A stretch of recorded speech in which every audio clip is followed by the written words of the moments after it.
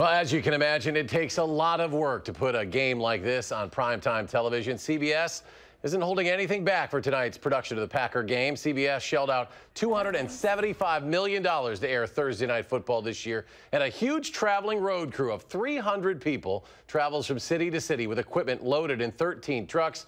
They start arriving Sunday night to begin setup for Thursday night's game. It takes that long to set up the 40 cameras that are used for the CBS pregame show and the actual game broadcast. Now, the NFL Network has aired Thursday Night Football as well since 2008. And now, for the first time ever, CBS is airing 9 Thursday night NFL games, including tonight's border battle between the Packers and Vikings, along with the NFL Network.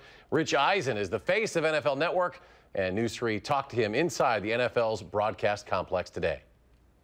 Oh, well, it just, you know, to be honest with you, it doesn't matter who's on the other side of the field in a stadium like this. Just coming to this location, this town, you know, title town, and coming and being in Lambeau Field, it's a cathedral. It is an absolute cathedral.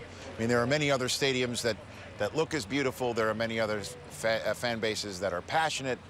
But just the mixture of this, being in the middle of just a residential area, it's just incredible when we get to come here. What does that do to the opposing team? Well, clearly you have to ask them. I think if Bridgewater plays tonight, if Teddy Bridgewater plays tonight, and he's not expected to, you know, he might just look around and go, oh my goodness, this is Lambeau Field.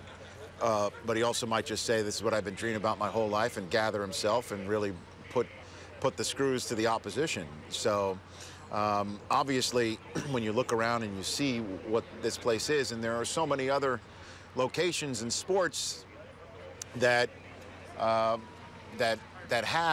the fan base, like I said, in the area, but you know, the people who have come before us played on that actual field. I mean, this is the actual site of all of these great memories.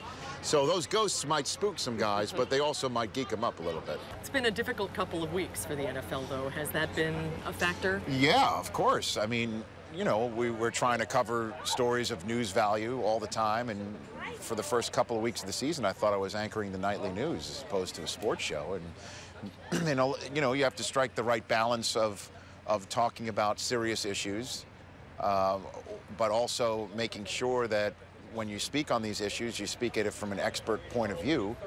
You know, myself and my colleagues on the air, we're not put on the air to talk about domestic violence from an expert point of view. We're not on the air to talk about child care and parenting skills, even though obviously we all have that sort of personal experience, but that's not what we're on the air for. We're on the air to talk about the Vikings and the Packers, and the fact that Adrian Peterson is not here. It's the first time he's ever going to miss a Packers game, which to Packers fans is a delightful proposition because he averages almost 120 yards rushing against him.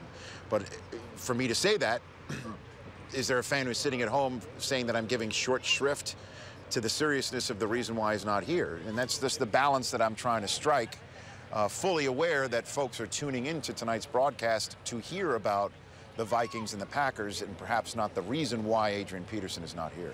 Do you have a prediction for the game today? Oh gosh, this is I'm talking to the CBS affiliate. No pressure. No pressure. Green Bay. No, I think, listen, Aaron Rodgers said to everyone to relax, and I think he's in a very chill mode coming into tonight. I think that Green Bay is riding the ship as we speak. Their offensive line concerns me. Their defensive line concerns me a little bit, certainly stopping the run. But I definitely think the Packers prevail tonight. Rich Eisen talking to Mark and Susan. We hope to work through some technical issues and go back live to Mark and Susan at Lambeau in a moment. But coming up, can the Packers beat the Vikings? We think we know the answer, but we'll see what the guys at Sidelines think. The Live at 5 continues from Lambeau, hopefully, when we return in Green Bay.